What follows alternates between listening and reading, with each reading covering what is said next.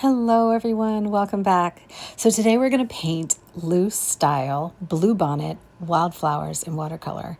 I for one can't wait to get started because spring can't come too soon for me, but this is kind of a really nice transitional painting because it's got the colors of winter, those cool but you're adding warmth to it kind of vibes, and it is just lovely.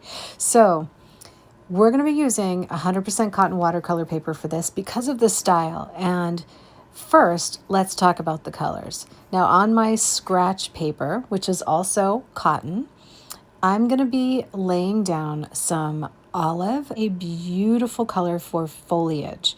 I love it because it mixes really well with blues. It's just the perfect color for those natural kind of leaves. And then if you add touches of darks to it, whether it be purple or like dark blue or indigo or Prussian, a little ultramarine, it will lean in any direction. So it just gives you that nice texture, you know? So be sure to pick up olive leaf if you haven't gotten that. It's available in the pan section at Jack's Watercolor. The next color I'm going to be painting in this particular painting is a couple of blues. And actually there are three. I know it's surprising, but we do need all three, and I'm going to tell you why. So the first one that we're going to be using is a beautiful shade, and it is really, really unique. I did release it in honey pots. So if you picked up this color, you're lucky because you're going to be using it a lot more than you ever thought. You probably are like, what is this color for? Well, this blue, it's called Rustic Blue, is a toner. It is something that will come up so often when you need those shadows in your leaves. It's got just a little bit of blue edge on it, and the reason why it's so fabulous is because it gives you that depth that you need in order to pull these kinds of things together so things don't look flat. So you want like luminous petals, right, and natural foliage, but you also need to accentuate the dynamics that nature has. And rustic blue is one of those colors. If you learn to use it, you're going to be coming back to it so often.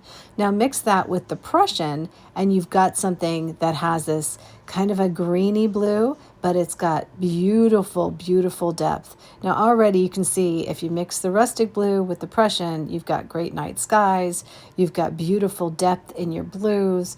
It's wonderful to add that little bit of shadow to anything that you're painting, and you can see I can even use it. It's kind of smeared in the background color and let the petals of the leaves kind of drift into it, and it just looks gorgeous, right? Like it's already pulling together the painting. So these three colors are definitely a must when it comes to these bluebonnets or achieving that really moody kind of look in your overall feel. I've always felt that loose watercolor painting is about capturing the essence of a subject rather than just the exact details. As you know, I used to do so much detail work, and so I really love this style because it embraces fluidity and movement and spontaneity, and it allows the paint to just blend naturally on paper. That's the thing we want to capture. That's what we need really great paint for, to get those leaves and petals shaped in a way that the viewer knows what it is, but it's part of a complete picture, but at the same time it's dreamy and impressionistic and just captures that delicate feeling of those wildflowers and those bluebonnets, but in a way that feels breezy and ethereal. That's, to me, what loose botanicals especially, are really all about. So ultramarine is going to be the rounder of this quad of colors that we're going to be using. It's a really easy palette, right? But I can paint so many luscious botanicals with this palette. It is really wonderful. So my Jack's Ultra is just a mainstay in all of my palettes. I love it. I love this particular warm, vibrant blue. It gives that richness. It gives texture. It is wonderful if you want to just add a little bit to get that lavender pull on your blues. So if you're looking for that, definitely pick this up.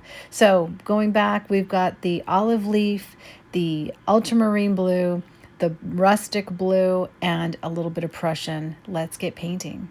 Sometimes you start with the darks and sometimes you start with the lights, but here I'm going to start with the darks. The reason why is because this kind of moody feel that we have when we're painting this style, sometimes you want to reflect the light behind it. And in order to reflect the light behind it, you have to think that, okay, a lot of the surfaces that we're going to be seeing visually will look darker in contrast to the light behind them. So let's take a little bit of the blue, the rustic blue, and we're going to use that as our darks. And that's going to be mainly like the stems, the bases of the petals, and even some of the petals. But we're going to leave a lot of light areas so that we can kind of smear in some nice light lavenders as we move forward. So I've got my rustic blue, a little bit of ultramarine, and that is going to make that kind of like dark moving into a little bit of a lavender shift. So if I hit it with some water, I can expand those petals out and it will give me that lovely like ethereal kind of a light transparency as I make the petals just a little bit bigger. So I'm starting real small, real compact, because I know that I want to blow out some of those as I move down the Bluebonnet. And that should really be the essence of what we're doing here with the flowers. That's going to make us have darks, lights. We're going to have areas of the white paper where we're going to leave it. We're going to have backgrounds where we're painting in the background like I'm doing now, with maybe adding a little strikes for foliage, but also touching some of those little bits that I put down so that it just kind of explodes into it, you know? We don't really need a run necessarily on this. We don't want it running across the paper. We want a kind of a little bit of a controlled effort, but in a very loose style. And that's going to give us the ability to have some areas that have a little more detail and some areas that are kind of more blown out, more fuzzy, more blurred, you know? I mean, when you're doing like a loose style, you want the fluidity, but you have to embrace not only the movement and the spontaneity, but you also have to embrace the look, right? The nature brings. So we don't really want meticulous outlining of each petal or leaf, but we definitely want the suggestion of the shapes.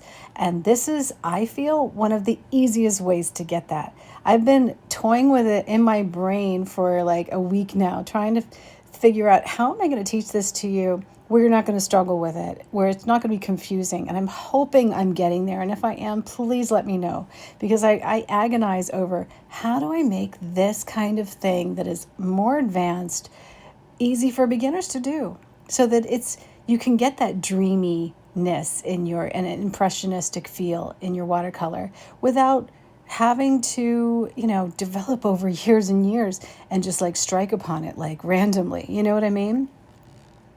I think this technique, though, starting with the darks, highlighting just a few little areas and then blowing out some of the randomness, I think that's a perfect way to get a delicate flower like a bluebonnet to look ethereal and romantic and not have to just harp on the details.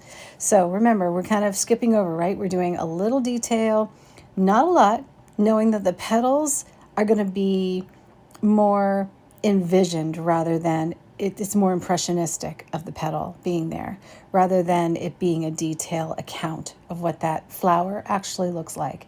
And then we're going to kind of make a little blurry area, and then we're going to do a little more detail, knowing that we can bring balance back around at any time just by blowing out some more of the petals or letting it dry and then adding in a little more detail here and there. So there's a lot of ways to do this, right? You don't have to do it exactly in the order that I am. You just have to think of how I'm going to have fun with this, how I'm going to focus on the movement and the texture rather than the precision. How the bluebonnet and its little clusters of flowers and round petals forming on that tall spike, which can be like, how can that be suggested with a combination of brushstrokes, wet on wet techniques, wet on dry techniques? It's really just back to basics of, we know what colors mix well together. We know good watercolor paper performs well. We know there's a dry shift. We know that we can always rub it.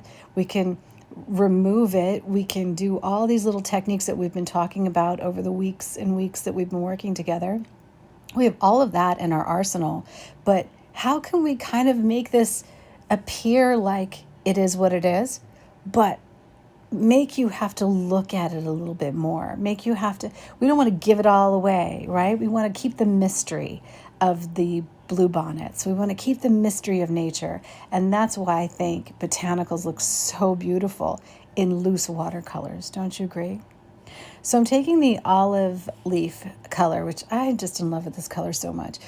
And I'm using it as a way to kind of blow in some foliage, get in some greens, fill the page, kind of make it full, make it lush, and keep it wet so that as I drop in some blues and I kind of go over it and like smear it and blur it a little bit, it carries that green, but it also makes a round of beautiful, beautiful green washes. So we don't want to just use the green. We want to actually mix the green with the other blues in our palettes. So you get the lights and the darks, you get the shadows and the depth, all in that one application. You don't have to go back and do layer upon layer upon layer. We're doing it all as we move from 1 inch of the paper to the next inch. And I think it makes it simple. It makes it fun. It makes it, like, oh, I can take the darker color and I can kind of go over a little bit and draw another flower over this one, and see what happens. Let the colors mix together. Because we know in the end, we're not looking for precision, right? We're looking for that soft translation of the color, the minimal hard edges, the focus on the movement, the texture rather than the precision. That's what we're looking for. The airiness, the organic feel in the art, the feeling of light with darks, but keeping a lot of light, because we want that light hazily going through. Like this would be a hazy kind of filtered area, right? We don't want a stark white, but we definitely want a mix of the color and then an ethereal kind of blown out look, haze, a mist of the color. To me, I think that just is so beautiful and something so interesting to look at when you're looking at somebody's piece of artwork. Now, another fun thing you can do is before it all dries, you can touch in just a little bit of clean water with the tip of your brush. This is a great brush to do that with because it holds enough, but it's not a sopping mess. If you add too much water, you're going to have a very blurred effect. It's going to run, it's going to dilute the color, and we don't want too much of the color diluted or you're going to have to go over it again. So if you do dilute the color with too much water, that's okay. Let it dry. You can charge it back in, or you can charge it back in before it dries, right? You can try different things. But I think to pull it off, you just need a little touch of the water just to smear it out. And then I'm dipping back in between my Rustic Blue and my Ultramarine to give a little more detail in that area. And those are going to look like they're closer to me, where the more blurred pieces of petals are going to look like they're farther in the background. Now that was just a really great example right there of adding a little touch of ultramarine to bring out that blue color in that petal, right? And then on the left side, I did it not identically, right? I did a little softer, but added a little bit of the blue. So you see how now, boom, all of a sudden the eye reads it differently than it did before. And that is like not detailed at all.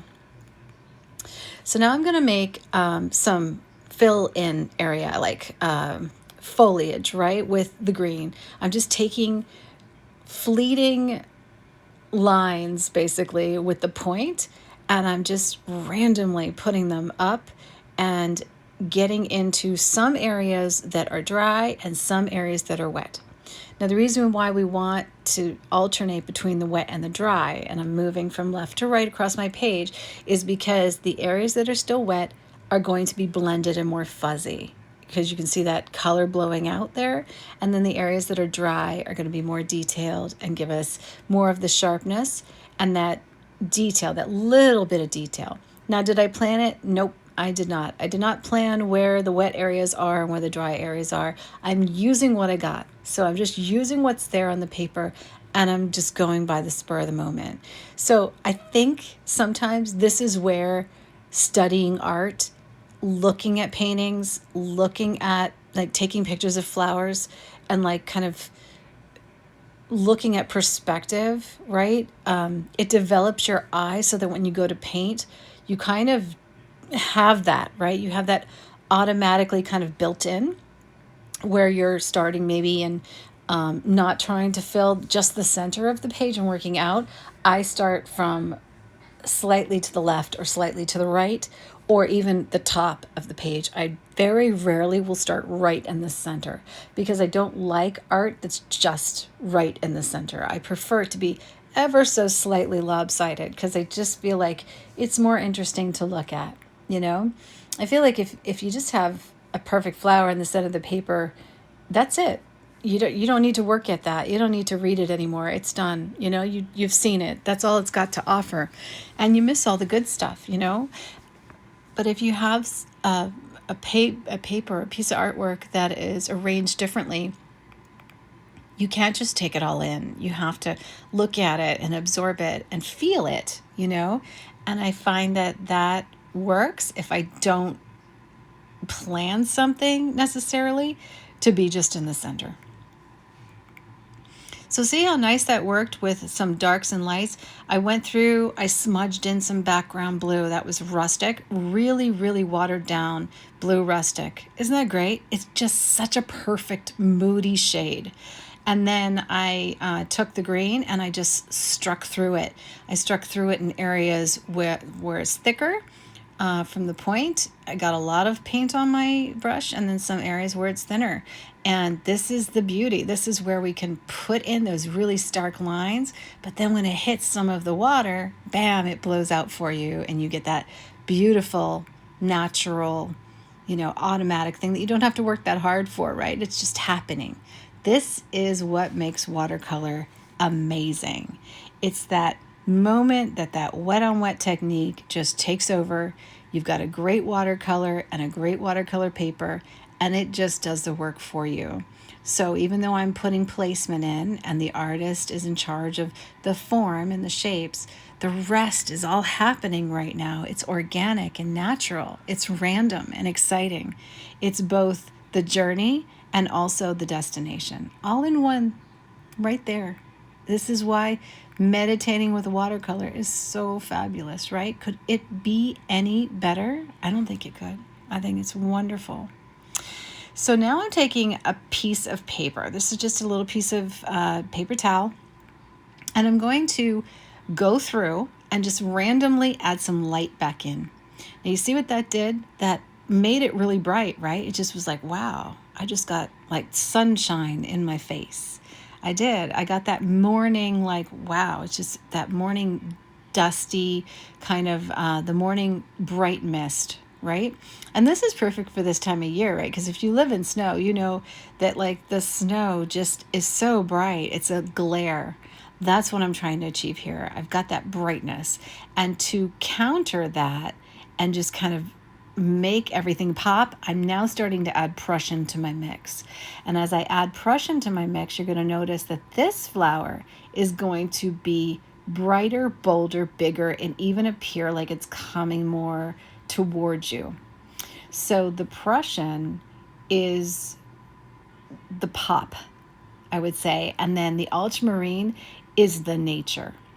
The ultramarine brings you back to earth of like the color palette that this is supposed to be, the beauty of the lavender, right? It reads not a green flower, but like this gorgeous soft lavender. But the Prussian serves to add that pop, that vibrancy, that like counterbalance to a really muted palette. That's something that I tend to put into a lot of my paintings. There will always be this little surprise of color that is unexpected, but it seems like it should have been there from the beginning. And I don't know where I picked it up. I think it's inherited, to tell you the truth, because I think it just comes. And it's just something that my eyes need to see before I'm happy with a painting. So there will always be a little shot of something just that little bit different color-wise in my palette that surprises you. And maybe that's why you subscribe to the monthly watercolor subscription, because there's always some kind of surprise going on in those monthly subscriptions, something that you wouldn't necessarily have chosen. And maybe you're like, oh, I didn't even think those colors went together, but look at this. This is like, really unusual. Just like olive leaf, would you ever have guessed that this like moody tonal green would be the base for this entire painting and be working out so well as it mixes with all these other colors. Or rustic blue. Would you have thought rustic blue would have pulled off so well? Well, that's where those little surprises really do lie. It's in the color choices and the way that you make them work together. So this is a good time to just kind of note some of the different colors that we ended up mixing as a result of this beautiful palette. I like to keep track and just kind of add the mixes together so that I remember how beautiful some of these teals and some of the greens are when you start to add in Prussian to them, or my rustic blue. It really does just excite me to see the colors mixing together, and I like to try and do as much as I can on these little sample sheets just so that I have them. I actually save them, or sometimes I'll put them on the back of my painting and just like glue them in or attach them some way so that I can remember the colors that I used and maybe save it in a notebook. You can also poke holes in this, right? Just punch holes and put it into your journal so that you have a record of this beautiful palette for later. So while we're waiting for this to dry, is this a good time to bring the budgies in for a little bit of a treat? I thought you guys might like to see them because I haven't shown them in a little while. This is Snowflake and Teal enjoying some millet. I just thought that when the paintings are drying, it's always nice to just play with the birds and relax and say hi. They're anxiously awaiting for spring, and we cannot wait to get back outside, that's for sure. So now that our painting is a little more dry, we're going to add in another little area. And the reason why we wanted it to dry was so that we had the background color in, but we added a little more detail here. This is another way of adding detail over into the painting. So I'm just going to kind of go back in and touch. Remember, when painting the Bluebonnets in watercolor, you want to capture the depth, the rich blues, the hints of greens, and the shadow is really essential. So it's the darks that give us the contrast of the lights. Without the extreme darks, I feel like it's just not as striking. Now, if you're not a dark person and you do want that overall kind of really washed feel, then you can leave the darks out and maybe mix a color that isn't quite as dark but a little bit lighter, that translates differently. But for me personally, I love the darks. We're using a combination of the olive green, which is olive leaf, Prussian blue, the rustic black or rustic blue, and ultramarine. Those really do create the dynamic picture that you're seeing here, the nature-inspired color palette that brings both the luminous petals and the natural foliage with a bit of texture. The texture coming, of course, from the ultramarine, which is a granulating watercolor, the olive green, which also is granulating. Both of those and the rustic blue granulating, they kind of just give you all of that lovely texture that I feel like it just makes a beautiful wash. That's the blur. I think it pulled off so well in this. And it's kind of neat because we've got a luminous feel here with the little areas of white, the paper white left, and then the lighter blown out, washed out areas. That's really what's bringing the luminous look to this watercolor while still giving the moodiness. We've achieved so far such a nice way of having the greenish blues with the saturated blue, of the ultramarine, but in a warm way. It's got both coolness and warm tones, and they're just, to me, working so well to avoid that flat look. We're getting the muted, earthy tones, but it's just kind of jumping off the paper already, and it's not even finished. And still, we've got that vibrancy. There's no dullness in this painting. There's no washed out look to it. It's just drying with vibrancy. If you ever are using, watercolor and it's just not drying right, switch your watercolor, because it shouldn't dry where, with the powdery film, it shouldn't dry where it's just kind of really, the dry schist is so dramatic. It probably has a lot of fillers in it, or it's just not a really good quality watercolor, and that makes a difference and can be really, really frustrating long term. So don't forget, with the flower stems, you want to mix, just go back and forth between using the olive leaf color and then dipping your brush into your blues, because ultimately this has enough of a yellow shift in green to make it hold the green, right? You're not really going to change the tone of it. You just kind of like change the hue ever so not really dramatically if you just use a little bit at a time. And if you want to see what the color is, just mix it in your watercolor palette, and that way you kind of get a feel for it. It's really mixed well into your brush. I tend to just dip and go. I really do. I love things mixing on paper and I like the randomness, but I've learned to live dangerously and it doesn't bother me. Some people, it really bothers them. So go with what works for you. If that flick of the brush is just too much and you don't want to just dip here and dip there and just try different things and you're good with it, then maybe work into that eventually, of being more brave. Go ahead and try the color out before you add it. You never know. I feel like I can always turn things around, but I think that comes with time. It just comes with you gaining more confidence in your watercolor and knowing that anything goes and you're the one that is driving this train forward. I like a really unfocused effect too. I think that it keeps things exciting. So I'm going to have a lot of areas with soft focus and some that are more defined.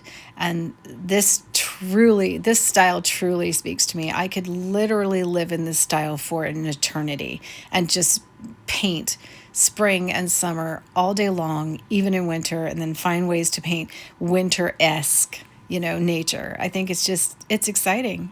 I know in the area where I live, there are so many flowers here because in Oakville, the weather is so beautiful. Like it's cold in winter, but not so cold that the freeze kills everything, right? So everything is like in this beautiful dormancy state, which my patio is in dormancy right now too. You'll see there's like nothing blooming, right? Of course, it's just done. And it feels so bare and it feels so different. And then all of a sudden the weather changes and poof, everything comes. It starts with the tulips and the daffodils, and instantly all the fields are green within a minute, because there's even green now where it's not completely not green. If the snow melts, it literally is green underneath. It just is. It's just a beautiful place. So it's funny because it inspires me. Like I walk with the dogs every day and it just inspires me so much. So now I'm adding those layers. The ones that I'm doing now, because it's dry, they are actually the foreground, right? So they're going to be the things that are closest to us. So what you want to do at this point is stand back and see into the painting. Try to visualize what's behind what. What are there strikes of light that you've achieved, or is there looking like there's sun coming through this? Is it just a beautiful wash, a mist of color? Where can I add detail where I'm not adding too much detail, but I'm establishing more depth? Because when you have those opportunities, you want to take them, but at the same time, you don't want to put them everywhere. You want to pick and choose. So like in some of these softer focus areas, I'm going to make some of the darks into some of the shadows and see how that looks.